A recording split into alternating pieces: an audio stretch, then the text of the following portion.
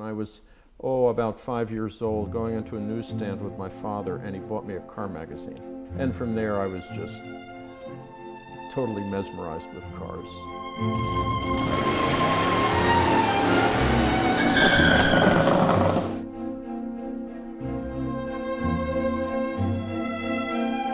It's been a lifelong interest, but the car collecting came a little bit later on, actually about 20 years ago. What prompted that was a culinary trip to Italy.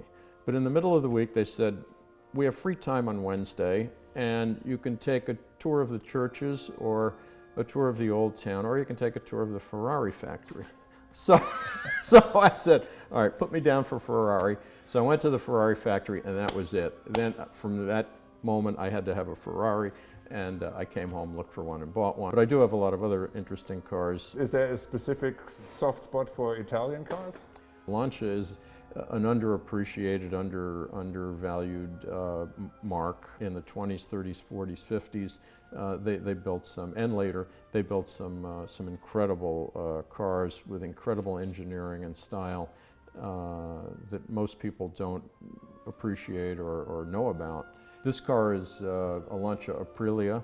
The Aprilia model was introduced in 1937. It ended in 1949. It was so far ahead of anything else that was available in those days. And I can go into the details about the car if you're ready for that. I want to know about what this car is doing for you and why this particular car and this car is super special, so yes. Okay, Lancia engineering is just, it's unique. They don't copy other people, they do their own thing. It's a V4 engine. Well, I don't know who else makes a V4. The V is so narrow that the car is only one cylinder head. You know, normally a V engine is 90 degrees and you have two cylinder heads. This one is so narrow it has only one cylinder head. It's an overhead cam engine. 1937, passenger car. They also equip their cars with a 4-speed gearbox. In America, that's a feature that didn't become available until the mid to late 50s. The car has fully independent suspension. But besides that, the cars were aerodynamic, they were wind tunnel tested. Vincenzo Lancia was just doing his own thing and doing a great job of it. When I started reading and seeing about Lancias, that's when I became interested in owning one. And this one, I looked at it, I sat in it, I said, this is a car that, you know, I could happily own. I brought the car back to Italy at one time and actually entered a rally in Sicily, a 1,000-mile rally, and then took it by ferry to Genoa, where I then drove the car across northern Italy to enter a 400-mile rally in the Italian Alps. And the car has always performed beautifully. And I've driven it all over the States, including in the Colorado Grand a number of years ago. The car is absolutely delightful. I mean, this is one thing I certainly noticed over the years that I know you and seen you at events. You just drive your cars. Yeah, I mean, you like go with them everywhere. You don't care about the weather. You just take them out. And a lot of Yeah. people are not like that. The car itself really wants to be run. The day comes when I want to drive the car and I haven't driven it for a month or 2 or 3 or 6 or longer. That's you know, a recipe for a problem. These cars always need attention. And so like this is particularly special. Can you tell us a little bit about this? So you said this is one of one. What makes this car unique is Lancia built maybe 28,000 sedans, and during World War II they built very few, but they did make a few. The serial number of this car indicates that it was built in 1942. It belonged to the Lancia dealer in Lecco, Italy, outside of Milan. And in 1946, he took the car and removed the steel sedan body and had this aluminum body created and installed. Riva is the name of the coach builder. It's the only one like this we know of that was ever built. And the motor was modified by a fellow named Pagani in Milan. He created a cylinder head where you could mount 2 Weber carburetors, and the carburetors cross-feed the 2 cylinders on the opposite side, and you double the horsepower. So I found the car 16, 17 years ago, and it was largely like this. It was at Pebble Beach in 2008, and it won second in the Lancia, post-war Lancia class.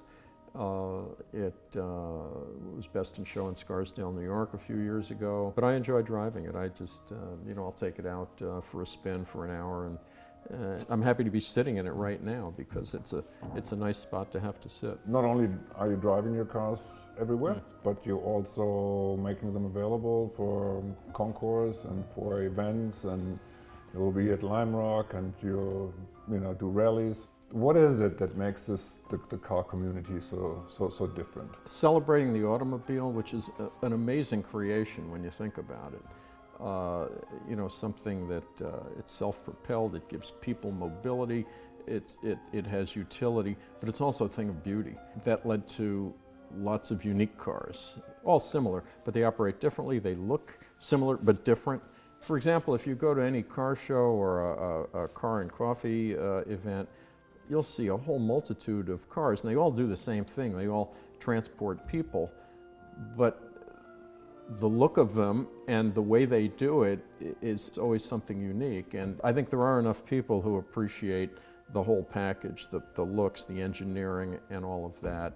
It's one thing to be at home looking at a car magazine or a book or your own car, but it's another thing to be able to go out and share the experience with other people. And these days, with the COVID-19, it's hard to find things that you can do with other people, but sufficiently small numbers. We've been doing drives every Sunday. We could have as few as 7 or 8 cars, or as many as 15, and everybody's in their own car. Different people show up. It's a great outlet, especially at a time like this year when there aren't that many things that you can do with other people. That is something like we were thinking about, because there is this drive for people to get together. And so our thought was like, okay, what can we do in order to use this energy not only for our own enjoyment, but like also to do something good for people which maybe are not fortunate, and there are like lots of them in this country right now. Could you see a way to where the car community could like kind of bring itself maybe more with some creative ways in order to help those which struggling? I think there's a lot of donation money available in the car world and elsewhere. If it could just be demonstrated that the money's going to make a tangible difference to people who need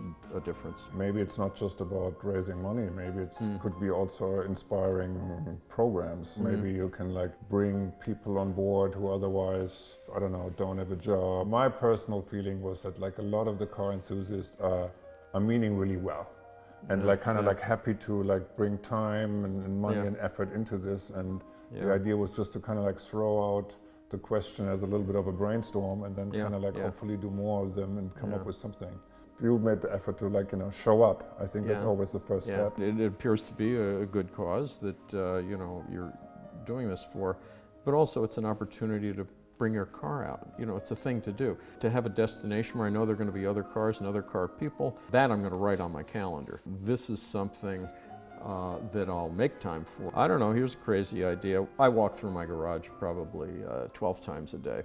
And I really enjoy seeing the cars as I walk by them each time. If there was some kind of a toll that I had to put a quarter in a box every time I walked by and enjoyed my car, I'd probably fill up a box pretty fast with quarters. Or every time you drive the car. Wouldn't prevent me from driving the car. I'm just kind of like keep the brainstorming going here. Like in our age today, we would create an app, and each time we get in the car, we click on it and we'll know $1 or whatever, how much goes over there. And we'll just keep reminding ourselves each time we do that, and we'll get this a thing among car people, and all of a sudden something fills up somewhere, and obviously we'll have to know where it's going to go and who's going to benefit from it and all of that. But that may motivate people just to say like, that's the thing. I'm in for it. Yeah. You want me to chip in $1 for driving this car? No problem. Here you go.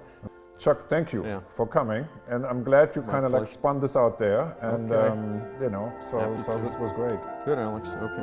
Okay, great. All righty.